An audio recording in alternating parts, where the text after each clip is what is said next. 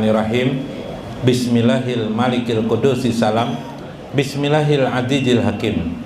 Wassalatu wassalam ala sayyidina wa nabiyyina Muhammad wa ala alihi wa sahbihi ajma'in. Faina insyaallah asli kitab Syekh Abdul Qadir Jalani Futuhul Ghaib. Wa nafa'na bihi wa ulumihi bidarain. Amin ya rabbal alamin.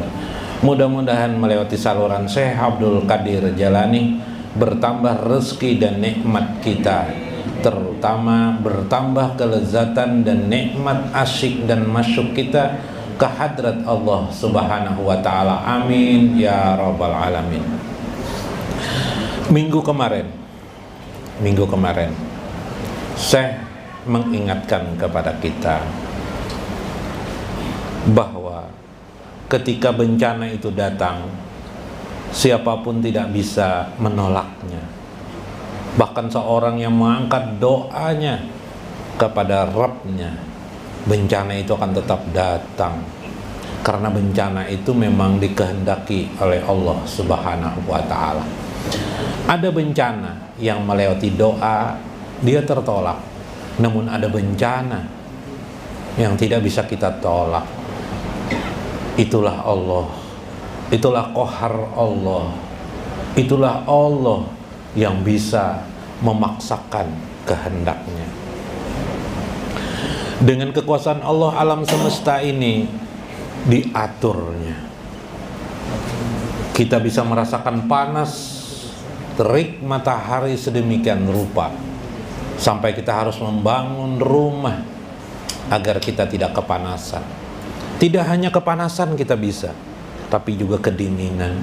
Kita bangun rumah kita, kita pertebal dinding-dinding rumah kita, kita buat selimut di tubuh kita. Tanpa kita sadari, Allah memaksa keadaan itu sehingga kita harus memakai baju, memakai selimut, dinding rumah yang tebal untuk melindungi kita dari cuaca dan keadaan yang ditetapkan Allah pada kehidupan ini. Tidak ada satupun manusia yang bisa bertahan dalam hidup ini tanpa pertolongan Allah Subhanahu wa ta'ala. Pertolongan Allah itu tidak melihat apakah hambanya itu beriman atau tidak. Pertolongan Allah itu ada secara sunatullah dalam kehidupan manusia. Hari demi hari bertambahlah kemampuan manusia.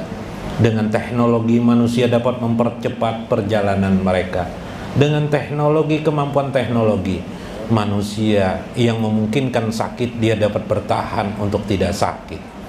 Itulah juga tidak lain semata-mata karena bantuan Allah Subhanahu wa ta'ala yang menciptakan akal kepada manusia dan lawan akal pada kehidupan ini, sehingga tergabunglah dua keadaan di dalamnya, yaitu syaqawah, penderitaan yang mengakibatkan manusia mencari kebahagiaan.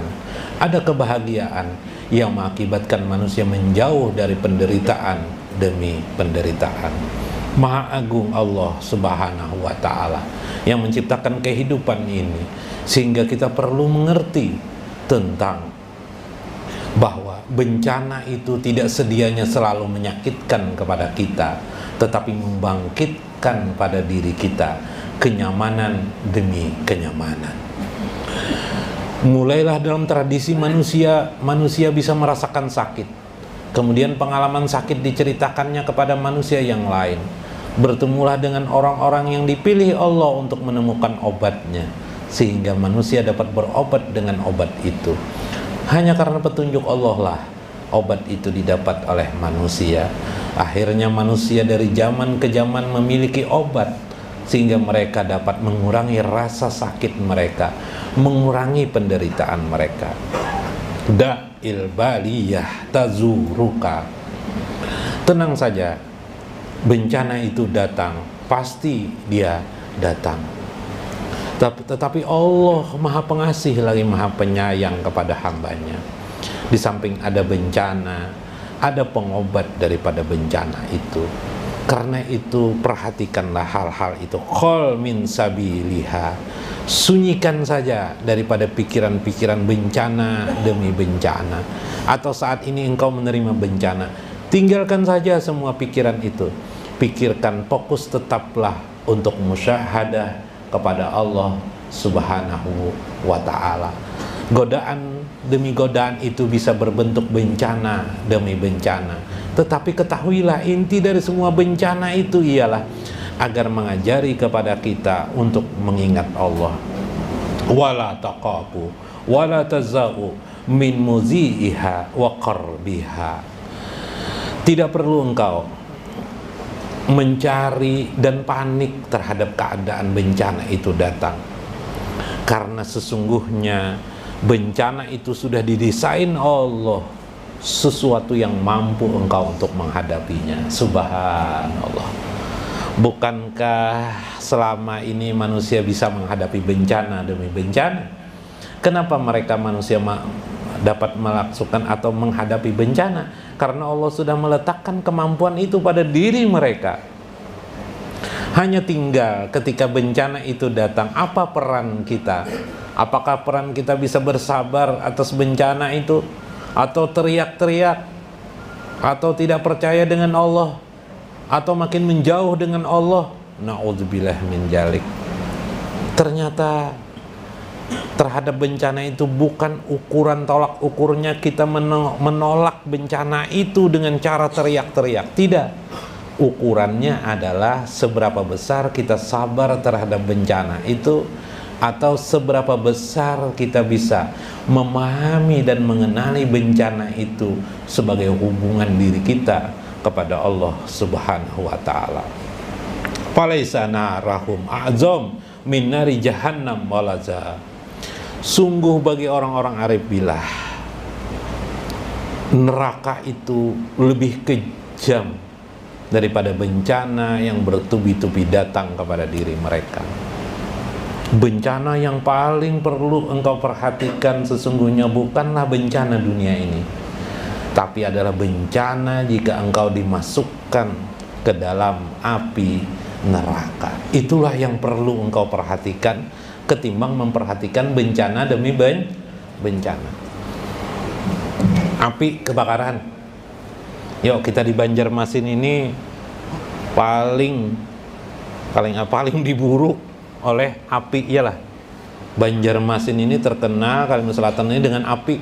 Ya kelak, bila begitu musim kemarau datang, jangan musim kemarau, musim hujan gitu. Kadang-kadang ada yang kebakaran kelak. Rata-rata rumah kita kayu.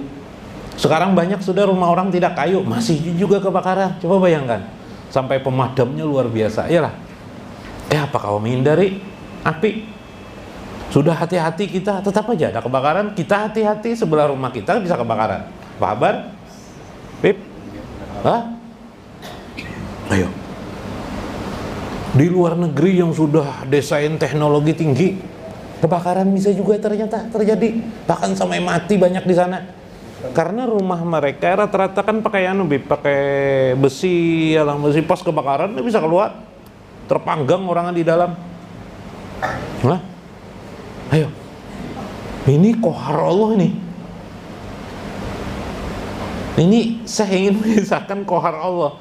Siapa yang bisa? Tapi dari semua kohar Allah itu, seganas-ganasnya kohar itu, nggak usah dipikirkan itu, kata saya. Yang kamu pikirkan adalah bencana masuk ke dalam api neraka. Nauzubillah. Itu yang paling ngeri.